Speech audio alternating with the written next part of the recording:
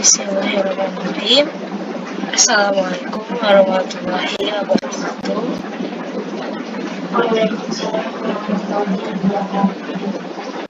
Perkenalkan, nama saya Nadila Stefani Ratu sebagai moderator di kelompok 1 membahas kategori obat ibu hamil.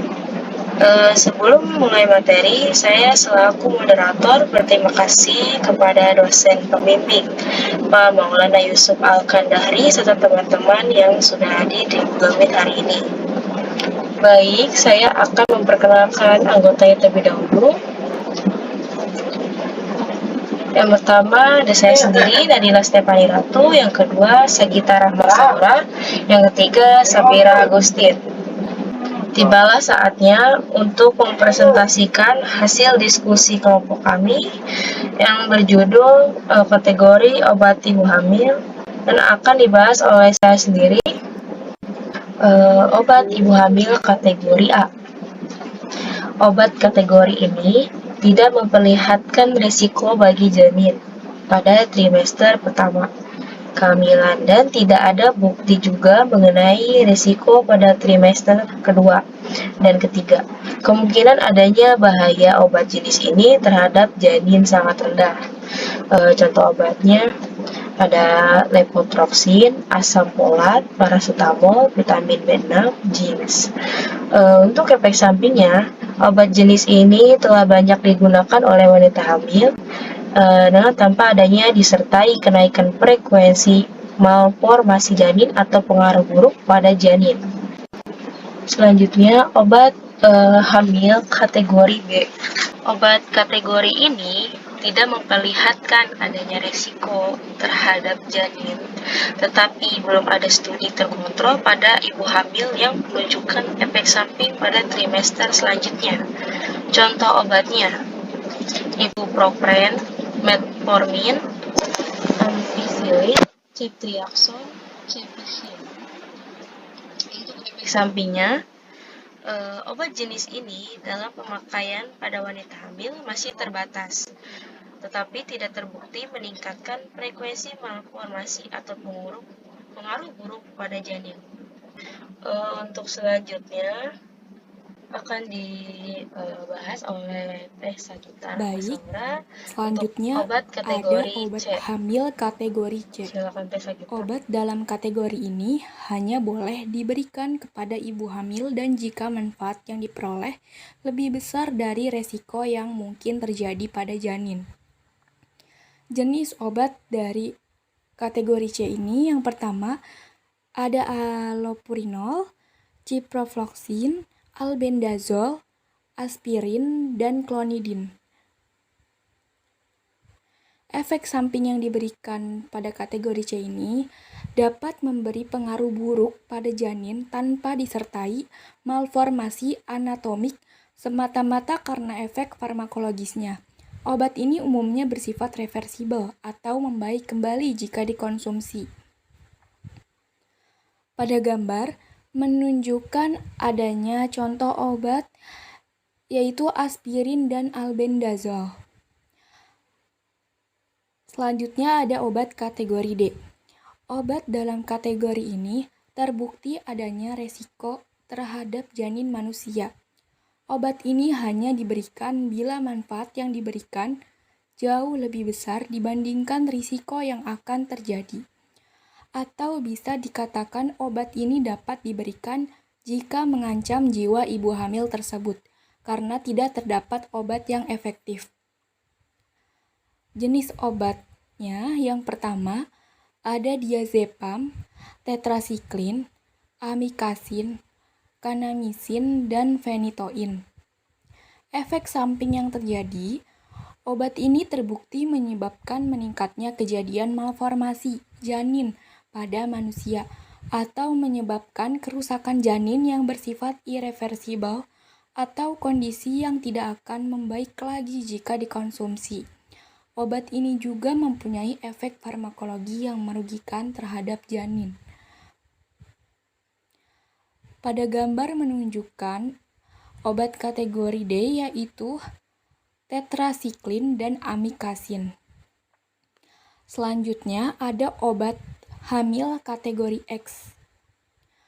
Obat dalam kategori ini memperlihatkan bukti adanya risiko terhadap kelainan janin. Risiko penggunaan obat ini jelas lebih besar daripada manfaat yang diperoleh. Jenis obat dari kategori X ini, yang pertama ada simvastatin, misoprostol, warfarin, oksitosin, dan estradol. Efek samping yang terjadi, obat kategori ini telah terbukti mempunyai resiko tinggi terjadinya pengaruh buruk yang menetap pada janin jika diminum pada masa kehamilan. Pada gambar menunjukkan obat kategori X yaitu estradol dan simvastatin. Baik, terima kasih.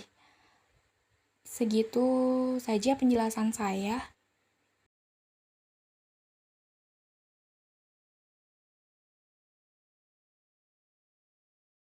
Untuk Kesalahan dalam selanjutnya pemberian obat.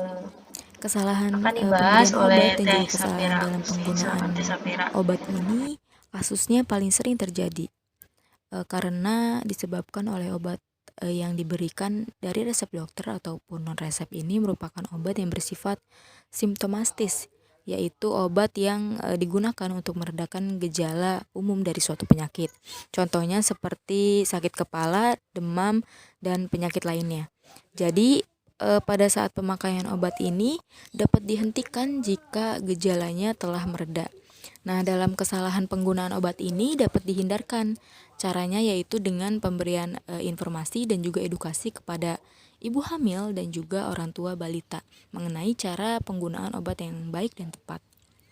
Dan disarankan juga kepada seluruh tenaga kesehatan, khususnya apoteker puskesmas sebagai bagian dari tim kesehatan untuk melaksanakan pemberian informasi obat secara rutin melalui kunjungan di posyandu.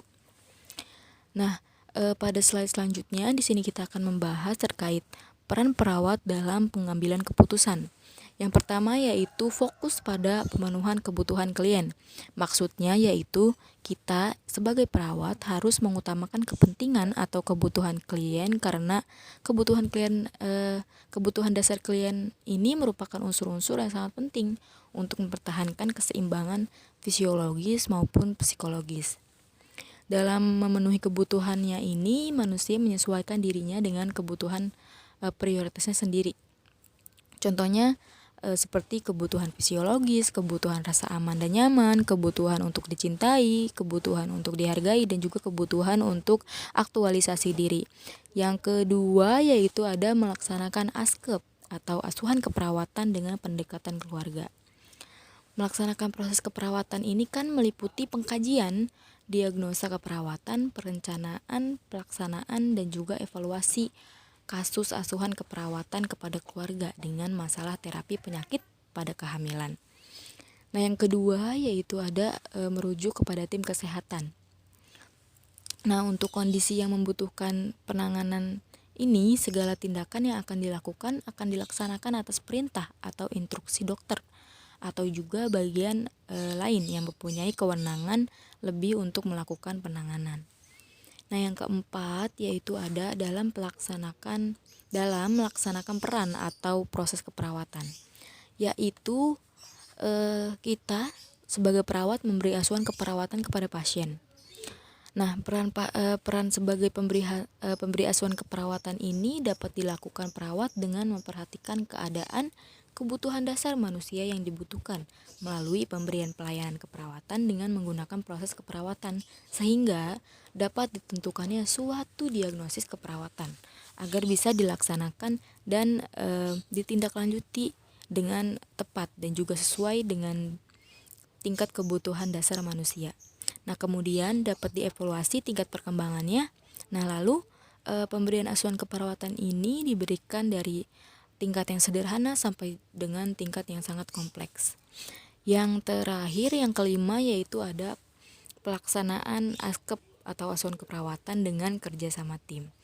Artinya yaitu perawat ini dapat melakukan kerja sama tim dengan tim lainnya dalam penanganan suatu kasus. Contohnya seperti perawat yang bekerja sama dengan dokter, membuat suatu tim untuk menyelesaikan suatu kasus, atau dengan perawat lainnya, atau juga dengan tim medis lainnya.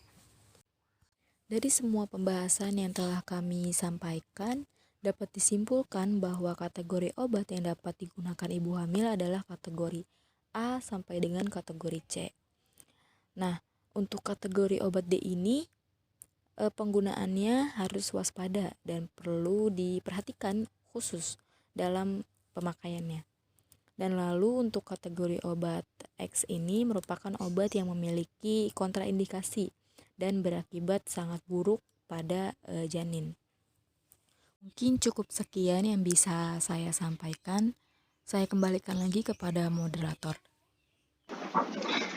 Baik, terima kasih kepada semua yang sudah memaparkan materi hari ini. Sekian dari kelompok kami. Wassalamualaikum warahmatullahi wabarakatuh.